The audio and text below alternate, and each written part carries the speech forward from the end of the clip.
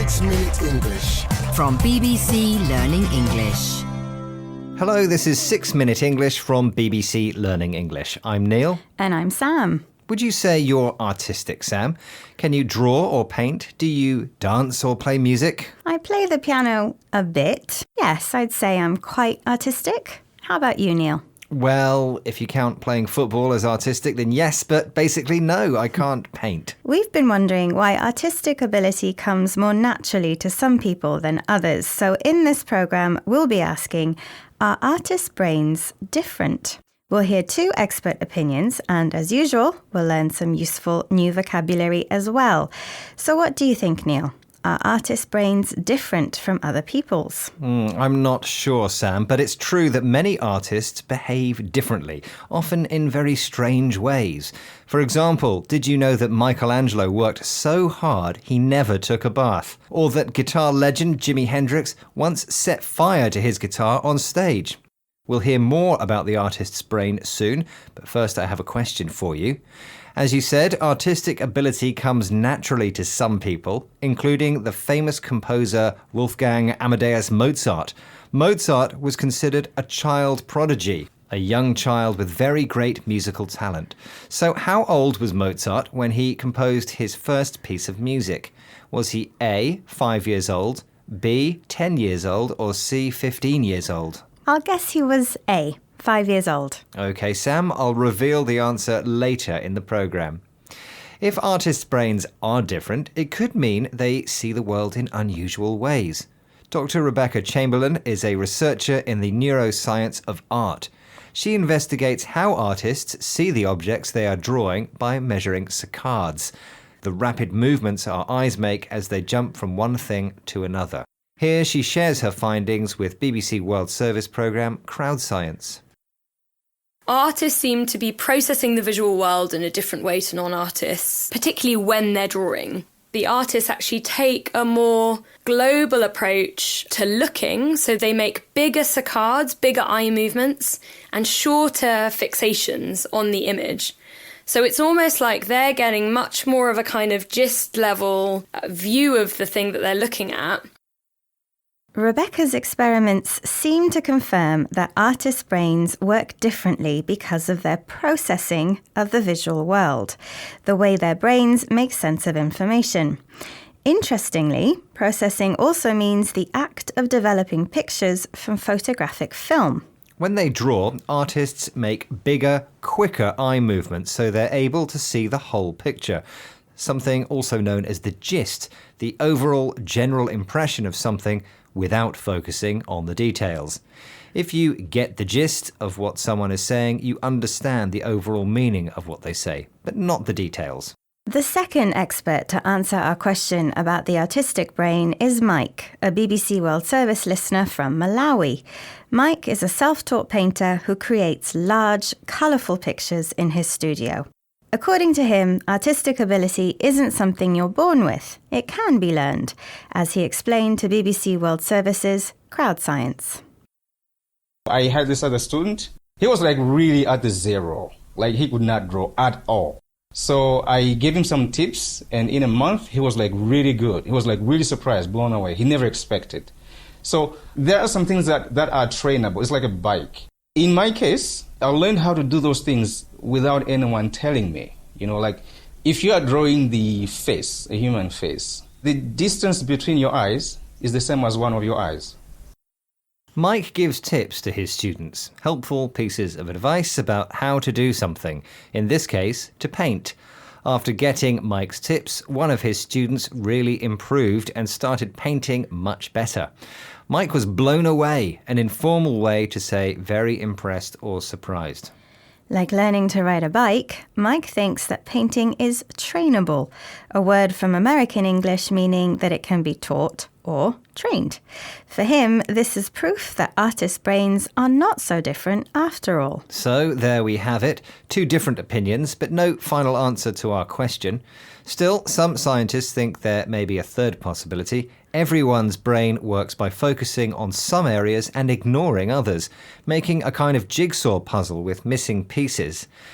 Maybe all of us, you, me, Mozart, and Jimi Hendrix, are just filling in the missing pieces our own way. Speaking of Mozart, Neil, it's time to reveal the answer to your question. Right, I asked how old child prodigy Mozart was when he first composed music. And I said he was 5 years old. So was I right? Your answer was correct. Mozart was 5 when he first wrote music, and by the age of 6, he had performed in front of the Emperor of Austria twice. Now there's an artistic brain. Yeah. Okay, Neil, let's recap the vocabulary from this programme, starting with child prodigy. A young child, like Mozart, with a great talent in something. Processing describes how your brain makes sense of the information it receives. The gist of something is a general understanding of it, without the details. Tips are useful pieces of advice about how to do something better. If you are blown away, you are very impressed or surprised by something. And finally, trainable means able to be trained or taught in American English. Once again, our 6 minutes are up. It's goodbye for now. Goodbye. 6 Minute English. From BBC Learning English. Hello, this is 6 Minute English from BBC Learning English. I'm Neil. And I'm Beth. London has many tourist attractions, from Big Ben to Buckingham Palace. Would it surprise you to hear that many tourists' top destination is actually a museum? The British Museum contains thousands of important artefacts, objects of special historical interest, including ancient Egyptian mummies, an Aztec serpent, and the Rosetta Stone. In fact, London has museums on every subject, from trains to fashion. But recently, many museums have been criticised for stealing ancient treasures during imperial times, the age of the British Empire. Many argue that these treasures, such as the famous Parthenon marbles and Benin bronzes, should be returned. In this programme, we'll discuss the controversial role of museums in the 21st century and, as usual, we'll be learning some useful new vocabulary as well. But first, I have a question for you, Beth. Another of London's most visited museums, the Natural History Museum, features a grand entrance hall which, for decades, contained an impressive life-size model of a dinosaur. But what was this iconic dinosaur's name? Was it A, Dippy the Diplodocus, B, Terry the Pterodactyl, or C, Tyrone the Tyrannosaurus? I think the answer is Dippy the Diplodocus. OK, Beth, I'll reveal the answer later in the programme. Anthropologist Professor Adam Cooper has written a new book, The Museum of Other People, which discusses the idea that many museum artefacts were stolen and should be given back. Here he speaks to BBC Radio 4 programme Thinking Aloud about two sides of the debate, one which saw European culture as superior and another which didn't. These are the two great ideologies of the imperial age. The one is that all societies begin from a very rough base. Our ancestors were hunter-gatherers at one stage.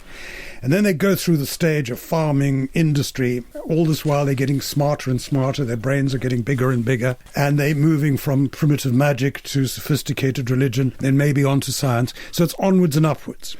That's the imperial idea. And we're going to help these other poor benighted people up the ladder with us. And opposed to this, there's this other 19th century ideology which says, no, this is an imperialist myth. We have our own culture. There are no better or worse cultures. There are just national cultures. Imperialists believed that mankind progressed through stages, starting as hunter-gatherers, people who lived before the invention of farming and survived by hunting and collecting food in the wild. According to this view, white European culture was best because it was the most advanced, so it was their duty to help local cultures up the ladder, meaning to advance or make progress. Adam Cooper uses the phrase onwards and upwards to describe a situation where things are improving, becoming better and better. Of course, things didn't get better for everyone, especially the people whose land and possessions were stolen. An opposing view argued that each culture is unique and should be valued and protected. The legacy of colonialism is now being publicly debated, but the question of returning stolen artefacts remains complex. Firstly, since many of these treasures are hundreds of years old, who should they be returned to? What's more, the history behind these objects is complicated. In the case of the Benin Bronzes, for example, questions can be asked about the actions of local leaders as well as the European powers. So how can museums display their artefacts to reflect this complex history? Here's Professor Cooper sharing his ideas with BBC Radio 4's Thinking Aloud. I want to see a lot more temporary exhibitions, and the kinds of exhibitions that I'm interested in are not about one particular tradition, but about the relationships between different cultural traditions. Everything is interconnected. Of course, these connections are sometimes violent, sometimes oppressive, sometimes very difficult, sometimes very painful.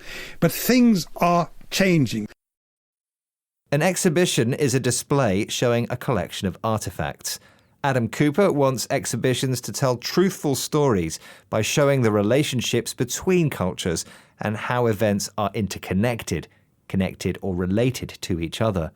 And these stories must include all cultures, going back almost to the dinosaurs. And speaking of dinosaurs, Neil, it's time for you to reveal the answer to your question. What was the name of the famous dinosaur which greeted visitors to London's Natural History Museum? I said it was Dippy the Diplodocus. Which was the correct answer. The 26-metre-long dinosaur was displayed from 1905 until 2017, when it was replaced by the skeleton of a female blue whale, promisingly named Hope. OK, let's recap the vocabulary we've learned, starting with artefact, an object of historical significance. Hunter-gatherers were people who lived by hunting and collecting wild food rather than farming. If someone moves up the ladder, they advance or make progress. The phrase onwards and upwards describes a situation where things are getting better and better. An exhibition is a display of artefacts in a museum or paintings in an art gallery. And finally, the adjective interconnected describes separate things which are connected or related to each other. Once again, our time is up. Join us again soon for more trending topics. Goodbye, everyone. Bye. 6 Minute English. From BBC Learning English. Hello, this is 6 Minute English from BBC Learning English. I'm Neil. And I'm Beth. Shh. Quiet, please. I'm trying to read here, Beth. Oh, excuse me. I didn't know this was a library. Well, what exactly is a library? Have you ever thought about that? Well, somewhere with lots of books, I suppose, where you go to read or study. A symbol of knowledge and learning, a place to keep warm in the winter, or somewhere to murder victims in a crime novel. Libraries can be all of these things and more. In this programme, we'll be looking into the hidden life of the library, including one of the most famous, the Great Library of Alexandria, founded in ancient Egypt in around 285 BCE. And as usual, we'll be learning some useful new vocabulary and doing it all in a whisper so as not to disturb anyone. Glad to hear it. But before we get out our library cards, I have a question for you, Beth. Founded in 1973 in central London, the British Library is one of the largest libraries in the world, containing around 200 million books. But which of the following can be found on its shelves? Is it A, the earliest known printing of the Bible, B, the first edition of the Times newspaper from 1788, C, the original manuscripts of the Harry Potter books? I'll guess it's the first edition of the famous British newspaper, The Times. OK, Beth, I'll reveal the answer at the end of the programme. Libraries mean different things to different people, so who better to ask than someone who has written the book on it, literally. Professor Andrew Pettigrew is the author of a new book, A Fragile History of the Library. Here he explains what a library means to him on BBC Radio 3 programme Art and Ideas. Well, in my view, a library is any collection of books which is deliberately put together by its owner or patron. So in the 15th century, a library can be 30 manuscripts painfully put together during the course of a lifetime, or it can be 2 shelves of paperbacks in your home. Andrew defines a library as any collection of books someone has intentionally built up. This could be as simple as a few paperbacks, cheap books with a cover made of thick paper. Today, books are available everywhere from supermarkets to train stations, but back in history, that wasn't the case. In earlier centuries, printed books or manuscripts were rare and may have been painfully collected over many years. Andrew uses the adverb painfully or painstakingly to describe something which took a lot of care and effort to do. But paperback books and private collections are only part of the story. You may not believe it, but libraries are places of power. To find out why, we have to go back in time to the ancient Egyptian port of Alexandria in the 3rd century BCE. The Great Library of Alexandria held the largest collection of books in the ancient world. Founded in the city built by Alexander the Great, the library's mission was to bring together a copy of every book then in existence. According to history professor Islam Issa, there were 2 reasons why the Great Library made Alexandria so powerful, as he explained to BBC Radio 3 programme Art and Ideas. The first is being in a location at the intersection of the continents and bringing a diverse set of people together to live in harmony or relative harmony can bring about economic prosperity. And the second is quite simply that knowledge equals power. And so the library is a form of soft power. It's a way of saying that Alexandria is an important centre of knowledge, a regional capital, by being the guardians of knowledge. Alexandria was the meeting point of different cultures, where different ideas and philosophies were exchanged. This atmosphere encouraged people to live in harmony, peacefully and cooperatively with each other. But the main reason for the Great Library's importance is that knowledge equals power, a saying meaning that the more someone knows, the more they will be able to control events. Alexandria became the capital of soft power, the use of political and cultural knowledge rather than military power to influence events. Now, maybe it's time to reveal the answer to your question, Neil. Sure, I asked you which famous text could be found in the British Library. I guessed it was the first edition of the Times newspaper. So was I right? That was the correct answer. In the British Library, you'll find the first copy of The Times, along with the first editions of many famous books.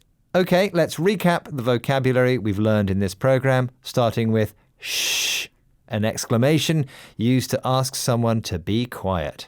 A paperback is a type of book with a cover made of thick paper and sold relatively cheaply. Doing something painstakingly or painfully means doing it in a way showing that lots of care and effort has been taken. Harmony is a situation where people cooperate peacefully with each other. According to the expression knowledge equals power, the more you know, the more you're able to control events. And finally, soft power involves using political or cultural means rather than military power to get what you want.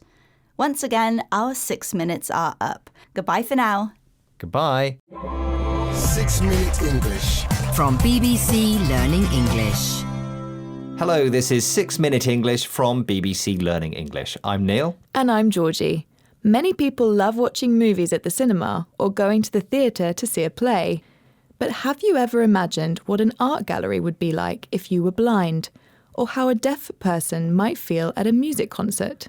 In the UK, the Equality Act of 2010 guaranteed the rights of disabled people to equal access to education, employment and services including music, theatre and the arts. Since then, the disability rights movement has worked hard to break down barriers for disabled artists and performers and their audiences. In this programme, we'll be hearing from a musical composer whose work using new instruments allows disabled musicians to express their lived experience through music. The phrase lived experience emphasises the unique experience of disabled people, plus the fact that this gives them knowledge and understanding that others do not have. And, as usual, we'll be learning some useful new vocabulary as well. Great, but first I have a question for you, Georgie. Despite 2010's Equality Act, it's still difficult for disabled musicians and music fans in the UK to perform and see live music.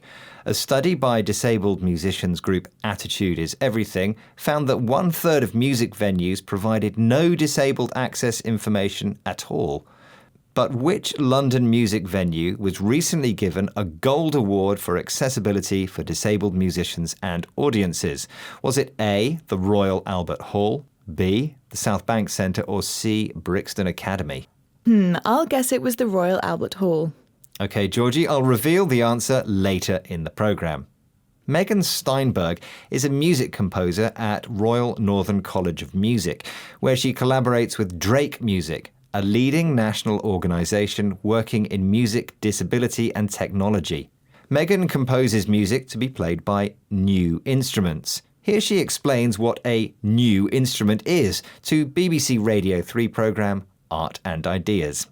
So they may have been mass-produced or semi-mass-produced, or they may have been designed and built by the musician themselves as like a bespoke instrument for themselves. Okay. And they're designed to be accessible to maybe just that one individual performer, or maybe also to lots of different performers with disabilities or differences. Megan's new instruments are designed to be accessible, to be used by someone with a disability. More generally, the word accessible means enabling someone with a disability the opportunity to engage in the same interactions and enjoy the same experiences as people without a disability. New instruments are both electronic and acoustic. They might be mass-produced, that's when a factory makes a lot of the same thing, or bespoke, made specially for one person in particular. So, what are these new instruments like? Listen as Megan introduces the Rainbow Harp, a new instrument which was designed for harpist Morwenna Lwyd-Vermaat to BBC radio programme Art and Ideas. And the Rainbow Harp is a harp that has colour-coded strings. Right. And each string colour corresponds to a different pitch. So Morwenna is dyslexic, and she really found that traditional black and white musical notation was quite an obstacle for her in learning and teaching music. So she and her husband made these harps, and they're like really colourful, and she uses colour in music. Morwenna is dyslexic. She has dyslexia, a condition which makes it difficult for her to spell, read and write. So when Morwenna's harp teacher wanted her to play from written down sheet music, her brain froze. And that's how the Rainbow Harp was invented. The strings of a rainbow harp are colour-coded. Different colours are used to represent and separate out different strings and to produce different notes. It's a great idea and an inclusive way for disabled musicians to share their talent with music fans across the UK.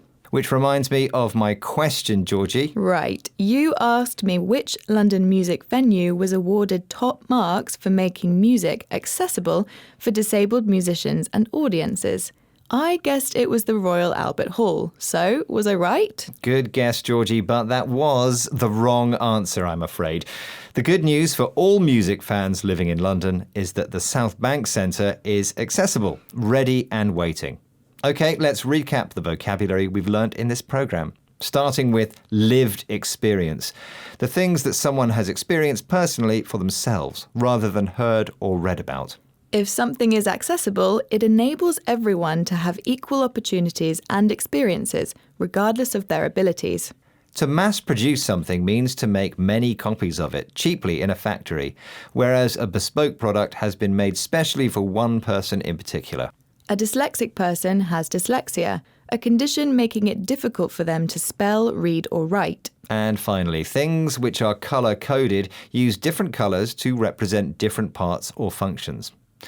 Once again, our 6 minutes are up, but remember to join us again next time here at 6 Minute English. Goodbye for now. Bye. 6 Minute English. From BBC Learning English. Hello and welcome to 6 Minute English. I'm Neil. And I'm Alice. Oh, sorry, wait a minute, Neil. I'm just finishing this book. Okay. Last page, nearly there. Fantastic book. Well, I'm glad you enjoyed that. I'm glad you finished your book there, Alice. We are talking about books in today's programme. What was it you're reading there? Oh, no, never mind, Neil. It's not your kind of book. You wouldn't like it. Oh, how do you know? Well, I just think you might read something a little more intellectual. Oh, I see. Well, we are talking about the kind of books people read and what they say about them today. Yes, perhaps you read the works of a famous writer, the classics, Charles Dickens, Shakespeare. People will think you are an intellectual. You can show off by reading these books, the classics. Or perhaps you read popular novels or romantic fiction, a light, easy read. When you go on holiday, maybe to the beach, what kind of books do you read and what do you read when you're going to work? We're going to hear part of a BBC interview with David Adshead from the Commuter Book Club. A commuter travels to work by bus, train, or here in London, the tube. A train that goes all over the city, mostly underground. And Alice, as usual, we have a quiz question. Are you ready? Oh, yes, absolutely. Okay, so it's about classic book sales. So these days, are people buying A, more classic books, B, the same number of classic books, or C, fewer classic books than they used to? Oh, that's an interesting one. Tricky to guess, but I'm going to say C, fewer classic books. Okay, well, let's find out the answer at the end of the programme. But now, here is David Adshead from the Commuter Club.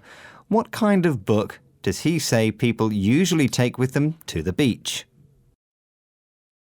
People often think that, traditionally you take a light, easy read for the beach, and on the train you maybe read something very different. If only to show off. Exactly, to appear to others to be more intellectual.